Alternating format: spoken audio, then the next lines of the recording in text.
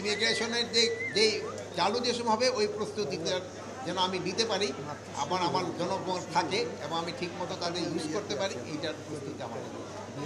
সংখ্যাটা তো আমার এখন প্রায় আমাদের এখানে 400-র মতো লাগে। আমি জানি আমি ভাবছিলাম প্রথমে গোপালগঞ্জ জিজ্ঞেস করবেন। 4 জন না 5 জন নিহত হয়েছে। শোনেন, আমি এই জন্য প্রথম আপনাদের আমি একটা ধন্যবাদ দেই যে ওখানে এই পুরা ঘটনাটা যারা লাইভ করছে, আমি এই জন্য যারা লাইভ করছে এবং জীবন বাজি রেখে যারা লাইভ করছে সেই সাংবাদিক ভাই এবং বোনদের আমি আমার অন্তঃস্থল থেকে ধন্যবাদ জানাই।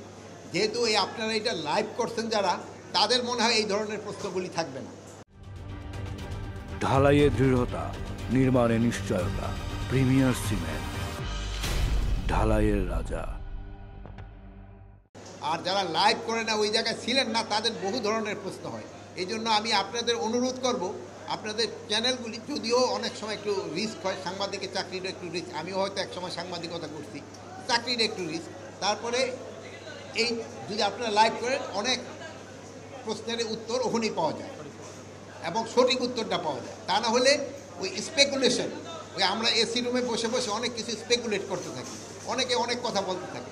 যদি লাইভ করে সবচেয়ে ভালো। যারা এটা লাইভ করছে আমি তাদের ধন্যবাদ জানাই। ভবিষ্যতে যে আমাদের সাংবাদিকতাতে কতটা উন্নতি হয়েছে এটা কিন্তু এই লাইভে দেখা হয়েছে। প্লাস আমাদের সাংবাদিকেরা যে কত সাহস, এটাও তারা কিন্তু এই গোপালগঞ্জে প্রমাণ করছে। শোনা, সাধারণ বিষয়টা তো ওখানেই দেখতে পারতেন। ময়নাতদন্ত যেমন ধরেন যে ঢাকার যেটা আছে, এটা তো ময়নাতদন্ত হচ্ছে। আর কয়েকটা যে দেখছেন যে ডেড বডি তারা নিজেরই চলে গেছে, তো ময়নাতদন্ত কীভাবে হবে? ওইগুলির যদি দরকার হয় আবার ময়নাতদন্ত হবে। ডেড বডি তো ইচ্ছের থেকে যদি প্রয়োজন হলে উত্তোলন করে তো ময়নাতদন্ত করা হবে। শোনেন, এটা ব্যাপারে একটা কমিটি গ্রহণ করা হয়েছে। এই কমিটিতেই নির্ধারণ করবে এটা কার দায়। জানেন, একটা হাই পাওয়ার কমিটি করা হয়েছে, যেটা আপনারাই প্রচার করছেন। আপনারা কিন্তু সব খবর জানেন, শুধু আমার মুখ দেওয়া অনেকটা বাইর করতে চান। কিন্তু আপনারা জানেন ওইটা কিন্তু একটা কমিটি করা হয়েছে। কমিটি আপনাদের যেসব বের হবে ওইটা আবার দেখবেন যে আপনারা জানবেন। ওই কমিটির যে রিকমেন্ডেশন ওইভাবে ব্যবস্থা নেওয়া হবে। আপনারা ভালো থাকেন, দোয়া করি। আল্লাহ হাফেজ।